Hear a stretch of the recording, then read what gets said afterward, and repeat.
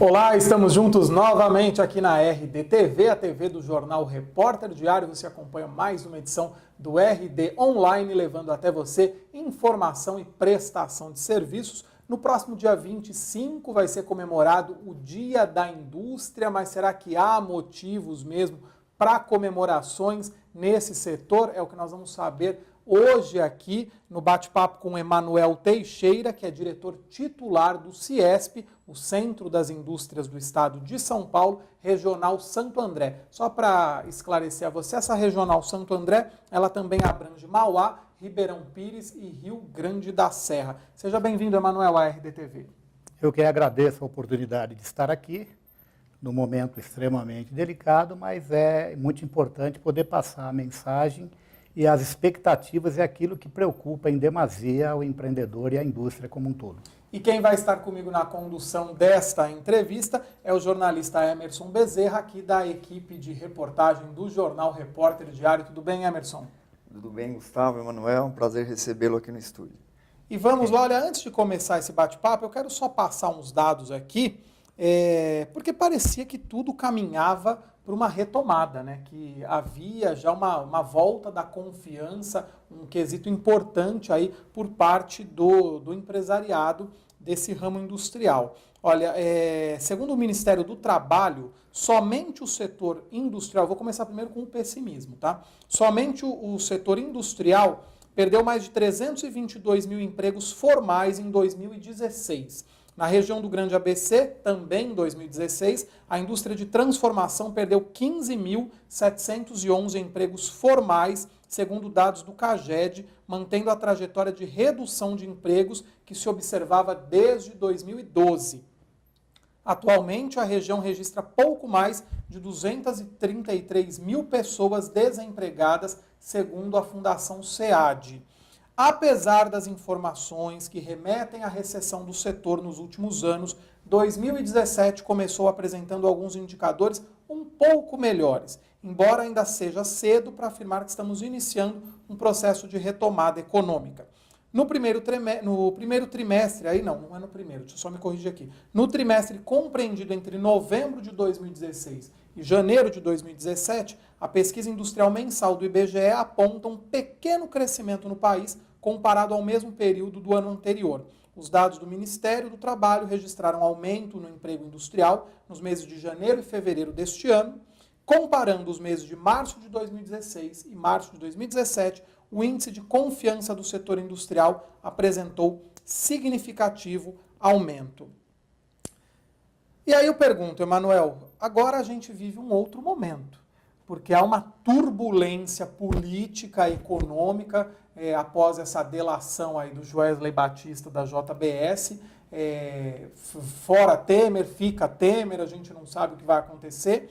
E eu até mencionei aqui, né, segundo alguns estudos, sobre o processo de retomada que ainda seria cedo para afirmar. Aí eu inverto a pergunta. Poderia dizer que a gente começa a acentuar de novo o processo aí de estagnação econômica? A gente volta a acentuar isso, na tua visão?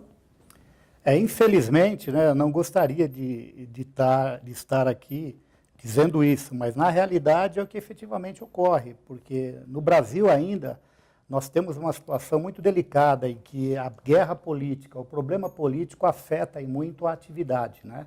Principalmente a nível de visão e de ações para investimento. Então, na verdade, um cenário como esse cria realmente uma dúvida maior e uma angústia muito grande, porque a gente vinha com alguns sinais. É claro que a situação ainda não está boa, ela ainda está extremamente delicada, mas nas conversas com empreendedores, nas entidades e com parceiros aí no dia a dia, a gente percebia pelo menos um alento, né? Poxa, tem uma expectativa em relação às reformas, retorno de investimentos, alguns setores ainda com alguma retomada. Agora, com este cenário todo, realmente a turma há um desespero, uma preocupação grande, principalmente nesse embate criado com a expectativa de paralisação das reformas, que são de grande importância para que o país realmente venha a retomar empregos, investimentos, para podermos mudar um pouco esse círculo vicioso para um círculo mais virtuoso. Então, sobretudo no teu setor, você não acredita numa tendência de que esse ciclo recessivo ele passe por uma estagnação agora. Ele pode até acentuar.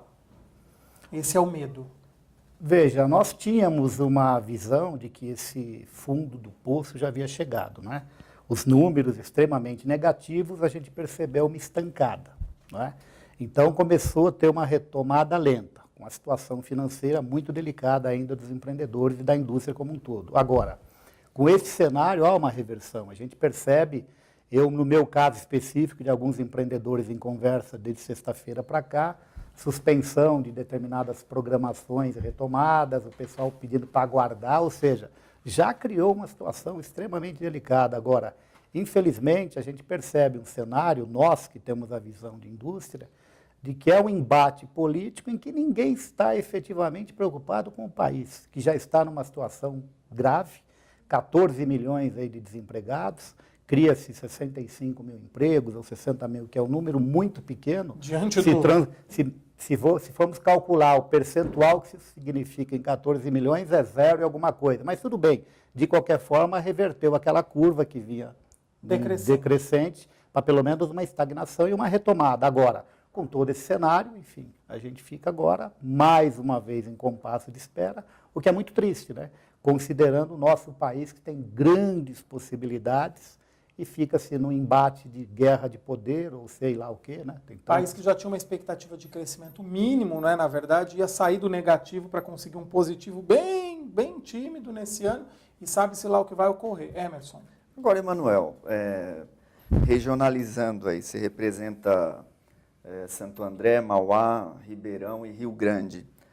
Qual o volume, o número de indústrias hoje que estão alocadas nessas cidades? E eu queria saber o seguinte, nos últimos anos, muitas portas fecharam, quer dizer, empresas, qual é o saldo? Empresas foram embora, se evadiram, ou a gente tem um número que pode ser comparado de uma maneira ascendente, apesar do quadro atual? Como é que você faz essa avaliação? Veja, o nosso ABC, Emerson, ele passou assim, por algumas fases assim, bastante interessantes. Nós tivemos na década de 90, não é? Há 2 décadas atrás, uma debandada de empresas aqui da região, né?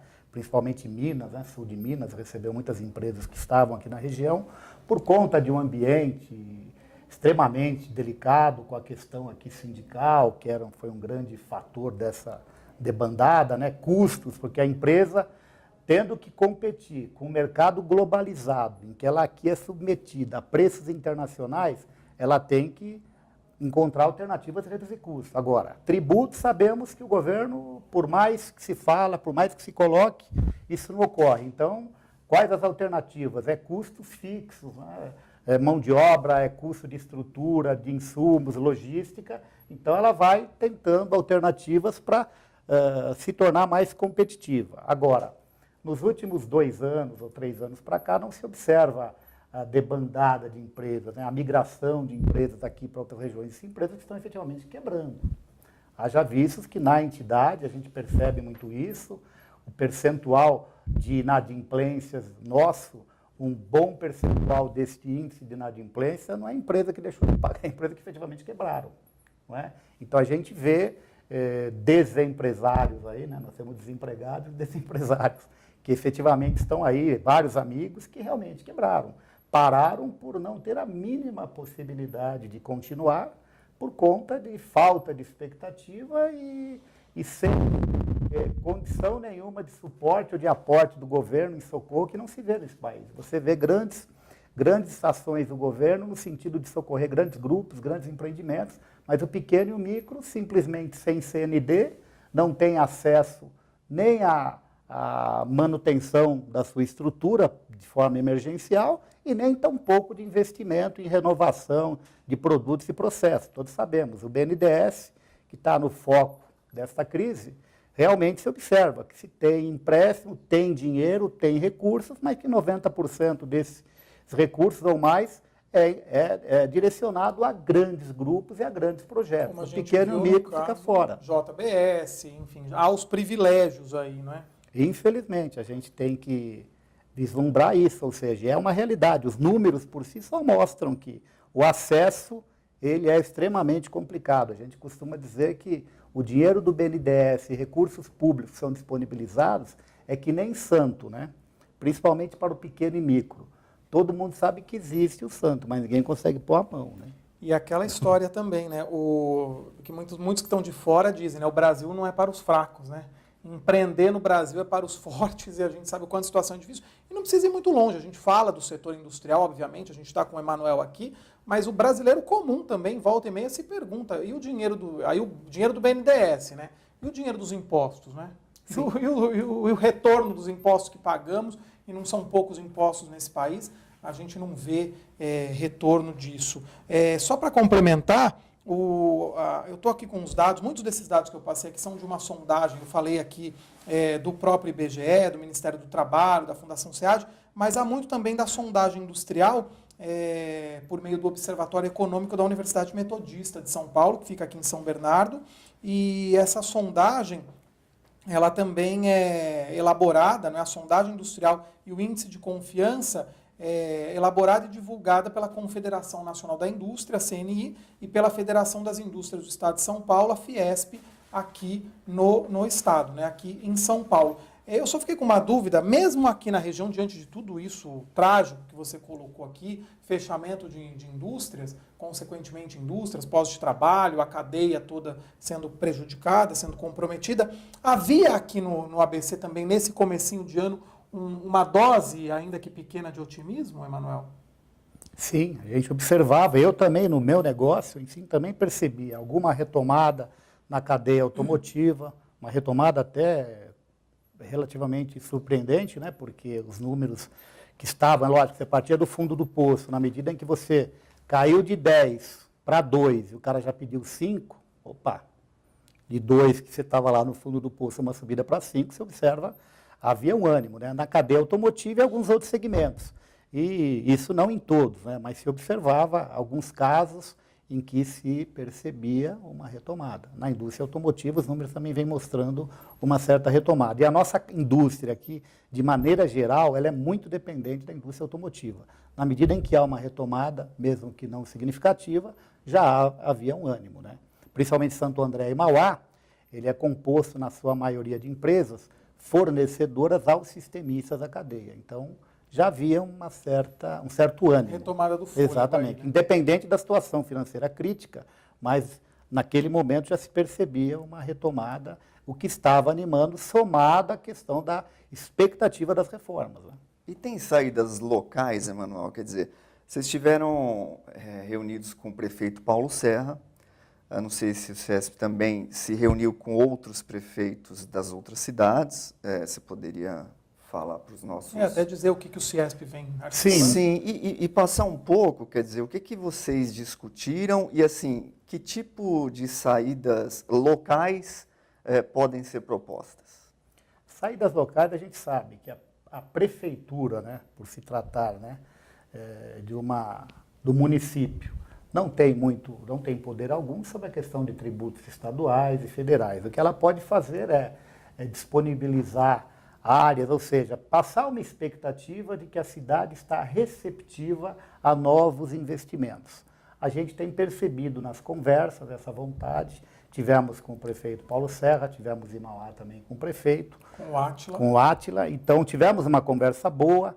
Há realmente vontade do poder público de mudar essa história, né? Porque Santo André, principalmente Santo André, passou uma imagem para o país como um todo de que a indústria não é bem-vinda, não é? Então, isso, quando você conversa lá fora, essa é a imagem. Então, temos que recuperar essa imagem e o Paulo Serra colocou para nós esse objetivo.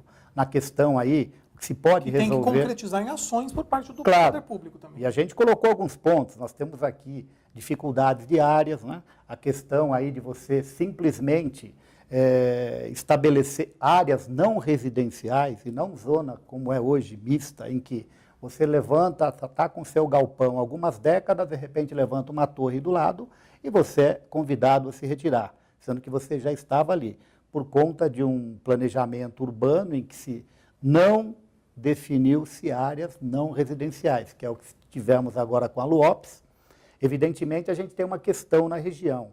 Custo extremamente alto, comparado ao que cidades do interior colocam. A infraestrutura que também oferece no interior, não que aqui não tenha, nós temos uma esquina aqui muito interessante, perto do Rodoanel, em tudo, mas o custo da área por metro quadrado, comparado às regiões aí interessantes, é muito alto ainda. Nós temos muitas áreas aqui disponíveis, mas que têm aí questões jurídicas sendo discutidas, questão de PTU, as áreas no eixo da Avenida do Estado são tudo áreas que estão com problemas de ordem judicial, em cobrança. Existe até pela nova lei aí de uso e ocupação de solo, pelo novo plano diretor de Santo André, até uma proposta de que aquele corredor da Avenida do Estado seja mesmo uma zona industrial. Né? Sim, exatamente, não residencial, em que se possa montar indústrias, logísticas, comércio, enfim. Isso está basicamente acertado. Agora, o que precisa é dar sequência em como viabilizar, né? Uma questão que a gente toca muito com a prefeitura é a dificuldade do empreendedor, de maneira geral, em lidar com o SEMASA. Nós temos regras que são factíveis, claro, controlar o meio ambiente, sim, mas de uma maneira mais simples, entendendo que o empreendedor tem que se colocar em tensão e não simplesmente impor de uma forma, né, com prazos curtos, entendeu? Uma certa exigência que inibe o empreendedor. Porque, na verdade, em qualquer país do mundo, quando se monta um empreendimento, você coloca lá, protocola a abertura da sua empresa e passa o projeto, inicia, e depois da empresa iniciada, você vem e recebe uma fiscalização para verificar se aquele projeto que você apresentou está sendo exatamente aquilo. Aqui não. Adequado. Aqui não se libera a licença por conta de exigência e fica, haja visto que temos registros aí de empresas, 1 ano, 2 anos, 3 anos, que não conseguem licença, mesmo licença para construções de torres. Aqui a gente já viu aí, né, em reportagens, a politicagem que impera nessa concessão de licença. Nós tivemos a questão da construção civil, a gente interage com o Sinduscom, a dificuldade de se conseguir alvarás, enfim, é uma loucura. Então, tudo isso inibe. Na medida em que você tem lá, precisa começar o negócio, fez um planejamento, com tudo pronto, e precisando de uma licença em que é toda ela, né, burocrata, e sem contar outros viés que não convém aqui no momento, mas a gente sabe que o grande problema do nosso país que chega à corrupção é exatamente a não clareza, né, da legislação e que leva a negociações em que às vezes o empresário é submetido a negociações para que possa realmente começar o seu negócio. E no final ainda é colocado como corruptor, né? Diante disso que você colocou agora, Emanuel, claro, sem deixar de considerar a crise econômica nacional que afeta o país e os estados, os municípios, enfim, a elevada carga tributária, então, é um grande complicador para as operações, aí vamos focar aqui na região, é um grande problema? A carga tributária é um problema do Brasil como um todo. Agora, percentual da carga, ele é complicador? É. Desde que nós tivéssemos uma segurança jurídica e uma simplificação, sabe, os custos não seriam muito maiores do que são. Você tem uma elevada carga tributária, em que, além dela, você tem que investir num plano de saúde, que é um outro custo que agrega, porque o trabalhador não tem saúde adequada. Você tem que investir em segurança, que vai agregar mais custo fixo, porque você não tem segurança. Você imagine, você vai fazer o transporte do teu produto, tem empresas que têm que contratar segurança privada para acompanhar o transporte desse produto, está no custo. Enfim, então você tem, além da carga tributária, você tem outros custos que deveriam ser cobertos por essa carga tributária, além da complexidade, né? Você vê, é tão complexa a carga tributária que os contadores, a empresa tem que ter contador, juristas, tributaristas, para acompanhar todo esse imbróglio e comete, às vezes, equívocos e ainda é executada. Nós temos casos de empresários que pagaram, vou exemplificar aqui, uma substituição tributária em que codificou errado, o enquadramento errado, porque o cara é especialista no negócio desse e comete um erro, ele com imposto pago sendo executado com problema de CND por causa de um código que na Secretaria da Fazenda do Estado os caras não alteram, fica anos rolando com uma briga jurídica de algo que ele pagou. É tão absurda a legislação como a atitude desse funcionário público com relação ao empreendedor. Parece que o cara é um marginal. Nós temos dezenas de casos, cara, eu estou com tributo pago, Emanuel, como execução do Estado, por causa de um código. E falando em termos municipais aqui, já para completar, já que entramos nisso, eu tenho um caso de um empreendedor que essa questão do ISS, há uma briga das prefeituras, origem, destino e tal, né? Esse cara tinha empresa em Santo André, aí parece que o produto que ele vendeu era para Mauá, então naquela dúvida, o contador, origem e destino, ele recolheu em Mauá. É a mesma história da distribuidora da Petrobras, que Exato. Mauá briga com São Caetano. Então vejam só, senhores, ele recolheu em Mauá. Caramba, ele recolheu. Né? Ora, temos um governo, um poder público que é confiável ou não? Ó, Santo André, liga para Mauá, meu querido. Meu dinheiro está aí, ó. Você está o guia, tal, passa para mim. Não, esse cara é executado por um juiz que diz que pagou indevidamente, sendo executado por Santo André, com processo judicial, com depósito judicial de algo que ele pagou, senhores. Olha o absurdo. Esse é o nosso país. Agora, Emanuel, só trazendo uma discussão que acho que o CIESP também participa, que é a questão da implementação do Parque Tecnológico em Santo André. Qual é a avaliação do CIESP, a importância dessa ação e que benefícios que pode trazer para o setor industrial? Os benefícios são imensos. Agora aí, o CIESP se coloca na questão qual é efetivamente a estruturação, não é? Porque nós temos dezenas de parques tecnológicos no mundo todo, na Itália, em que realmente funcionam. Efetivamente, ele tem que partir de uma premissa básica. Ele tem que ter uma gestão privada. Uma gestão pública, a história mostra que não funciona, ainda mais o país na situação que se encontra. Então, achamos efetivamente extremamente positivo e necessário. Nós precisamos migrar para novos mercados, novos produtos, e efetivamente precisamos de apoio. Apoio tecnológico, apoio do conhecimento. E qual vai ser o ambiente adequado? O parque tecnológico. Agora, esse parque tecnológico tem que ter uma gestão, tem que ter acesso efetivamente da pequena e micro, porque senão nós vamos repetir histórias em que você tem aí centros de referência tecnológica e quando o pequeno vai consultar, eles já estão absorvidos com projetos, grandes projetos, enfim. Tem que ser um ambiente, né, de acesso ao pequeno, ao micro e com uma gestão profissionalizada, essa é a questão. Só que a gente ainda não tem informações adequadas, a gente já fica numa expectativa um pouco preocupante na medida em que se iniciou sem que a gente tenha recebido informações ou trocado ideias, não é?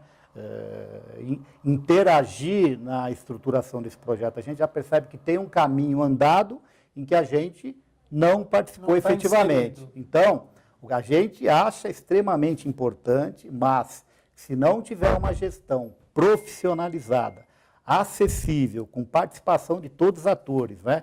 E digo mais uma vez e repito, o menos possível de participação do poder público, né? O poder público tem que ser apenas um indutor, de repente colocar políticas, viabilizar recursos e não na gestão, porque sabemos como que é a gestão pública nesse país. E aparentemente, não é? Embora vocês não estejam inseridos ainda, essa própria condução política parece um pouco atrapalhada quando se refere ao polo tecnológico. Né? Tudo meio batendo cabeça. Antes se falava uma coisa, aí muda comando de consórcio, de agência de desenvolvimento, aí muda o discurso, aí se imaginava um espaço para o polo, aí hoje não, deixa os espaços dentro das universidades. Parece que nem eles ainda sabem exatamente. Vamos tentar de um jeito, sabe assim, vamos dar um jeitinho para o polo dizer que o polo saiu. Mas o polo ainda não está estruturado. Não sei se te passa essa ideia também. Não, com certeza. Tanto que se o tivesse, a gente teria aí já interagido e nem tão pouco nos reunimos. Houve apenas algumas conversas preliminares e nada efetivamente ocorreu. Agora, nos preocupa na medida em que se vê uma grande necessidade e, ao mesmo tempo, se vê que a coisa ainda não... Vai a passos lentos. Agora, a gente vai sair, como vai sair? A gente vem ouvindo falar, participando, desde a gestão do Aidan, né, do Do governador, ex-prefeito Aidan. em que tivemos conversas, fizeram visita a N parques tecnológicos para verificar os modelos de sucesso do país. Aí sai Aidan, aí entra o Grana, começa-se a mesma conversa e visita-se novamente outros parques. Agora o Fábio não é? Palácio que está Agora começa de novo, visitando estamos visitando. Poxa vida, eu acho que falta nesse país é um comprometimento assim. Se eu fosse presidente, né, ou tivesse o poder de fazer uma lei, dizer o seguinte, ó, um projeto iniciado na gestão A, ele tem que ser finalizado pela gestão seguinte sob pena de crime. Pegar o status e quem sair tem que dar o status e como está aquele processo para finalizar. Então, é um reinicia e vai dinheiro. Né? E não sai. E vai recurso. Aí sai. você pega, aí vem um recurso X, não vou falar em números, em que você percebe que 70% daquele recurso foi para se fazer pesquisas de mercado, de produto, que não soma absolutamente nada e o dinheiro desaparece. E, efetivamente, o que se fez efetivamente nada. Então, a preocupação continua nesta linha. Tem mais questões, Emerson? Podemos finalizar aqui? Podemos. Olha, eu quero só terminar com um dado dessa sondagem industrial até que eu trouxe aqui. O principal problema, os principais problemas apontados pelas empresas da região do ABC que afetaram suas operações no último trimestre de 2016 foram, segundo o empresariado, falta de demanda interna, a elevada carga tributária e a falta de capital de giro. Esses problemas sempre se tornam mais críticos em períodos de elevação dos custos e retração da atividade produtiva e das receitas. Emanuel, para a gente encerrar, eu comecei falando sobre o Dia da Indústria, dia 25, e perguntei, será que temos motivos para comemorar? Eu termino com essa pergunta para você. Temos? Pela cara do Emanuel. Veja, como seria, né, maravilhoso poder estar aqui, né, testemunhando uma situação diferente, né, no nosso país. Infelizmente, eu queria que, para esse Dia da Indústria, passar uma mensagem aos empreendedores, né, parabenizar todos aqueles que empreendem, né, que vão à busca, né, de um projeto de vida em que esse cara, sabe, não mede esforços ali para gerar um negócio, gerar um produto, gerar renda, gerar oportunidades num ambiente extremamente perverso. O que mais nos deixa indignado é que a classe política, ou de maneira geral o intelectual nesse país, e coloco aqui também a mídia, passa uma mensagem para a sociedade que esse empreendedor parece um criminoso. Parece que ele é um sonegador, um explorador, ou seja, está num ambiente extremamente perverso e ainda tem esse rótulo, né? E muitos desses empreendedores foram empregados no passado, né? O que mais nos deixa indignado é que hoje você vê um intelectual, né, que, de maneira geral, ele prega contra a livre iniciativa. O mais interessante é que ele forma o filho dele, né, nas melhores universidades do mundo e quer que esse filho dele vai empreender, que seja um grande empreendedor e que tenha muito dinheiro e que vá lá. E, ao mesmo tempo, ele é contra o empreendedor. Então, é um contrassenso tremendo. E o que o empreendedor brasileiro quer, não quer benesse.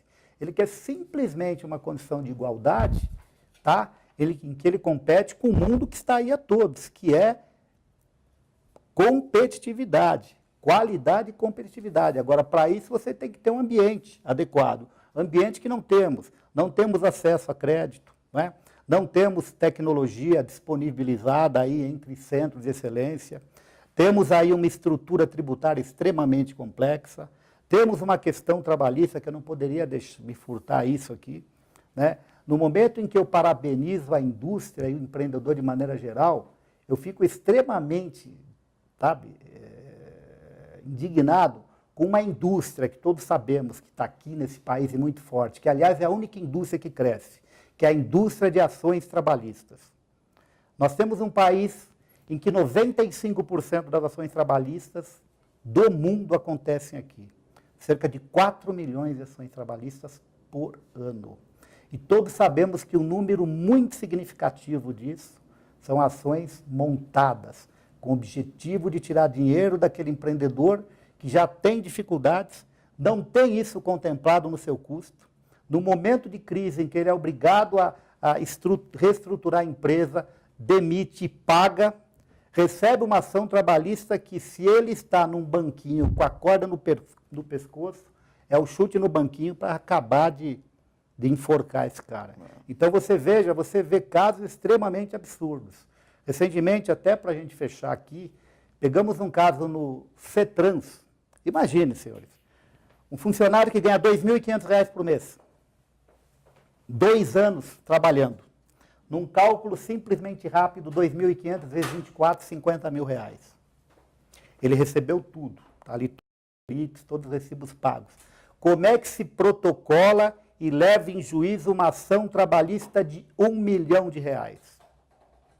Aqui vai uma pergunta a juízes, ao TRT, né, ao Ministério do Trabalho. Como é que se protocola? Em qualquer país do mundo, se um advogado, ou seja quem for, mover uma ação dessa, ele tem o seu direito à sua licença cassada, porque isso é má-fé, isso é crime. Agora, aqui não se julga isso. E o empreendedor sabe que em qualquer ação trabalhista ele sai com débito de R$ 10.000, que é o depósito para segunda instância. Aí isso força um acordo. Agora, pasmem os senhores, move-se uma ação de 100 mil e aceita-se um acordo de 10, essa ação é legítima? Ela é real? Não é. É uma indústria que cresce. E a reforma trabalhista que está aí está para pegar esses carinhas. E, infelizmente, a entidade da qual eles fazem parte é contra. Por que será? Luta pelo Brasil ou luta pelo interesse corporativista? E tudo indica agora, não só essa reforma da Previdência, sabe-se lá o que vai ser dessas reformas. E para finalizar, só queria dar um recado aqui. À vontade. Estava com um empresário esses dias, que está nos Estados Unidos, morando lá há 2 anos, ele é um CEO aqui de Santo André, foi para lá. Ele falou, mano, estou aqui há 2 anos, aqui pode não ser o paraíso, porque a competição aqui é brava. Só que aqui eu sento 100% do tempo no negócio. Não tem preocupação com o meio ambiente, com trabalhista, com tributária, porque a coisa é clara. Aqui o foco é o produto. Então eu digo a vocês, aqui pode não ser o paraíso, mas o Brasil é o inferno. Essa foi a frase que eu recebi do cara. E se eu puder, até como... Aí entra projeto de vida, a tranquilidade de vida de ir e vir aqui, eu não volto para esse país. Infelizmente, você é obrigado a ouvir isso de um cara que empreendeu 30 anos no país. Dizer que isso aqui é um inferno para o empreendedor.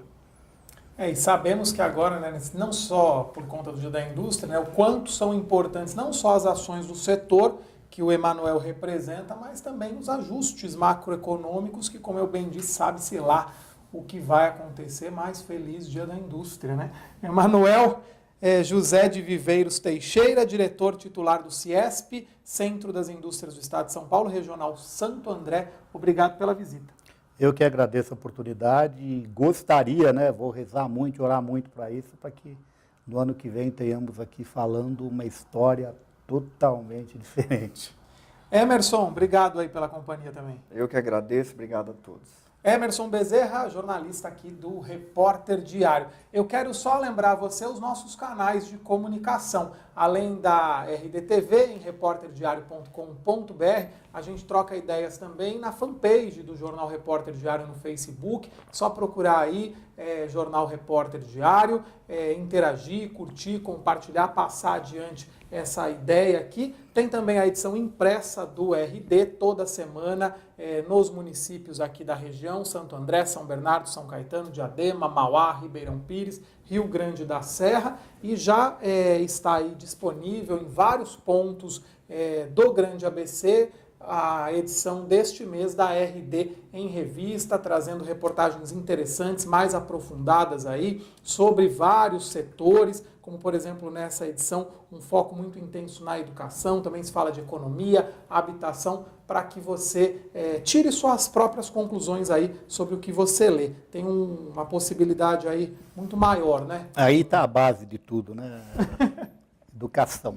Tá, sem dúvida. Eu acho que se a gente Só que não resolver... A gente vai ver que já está errado desde de lá de trás, né? 21.163 crianças do ABC fora da creche. Um bom percentual dessas crianças acabam indo para que caminho, né? Pois é. Infelizmente, né? Bom, e tem ainda o nosso canal no YouTube, tá? A RDTV no YouTube. A gente se vê numa próxima. Agradeço mais uma vez ao Emanuel, ao Emerson e principalmente você que está sempre ligado por aqui. Valeu!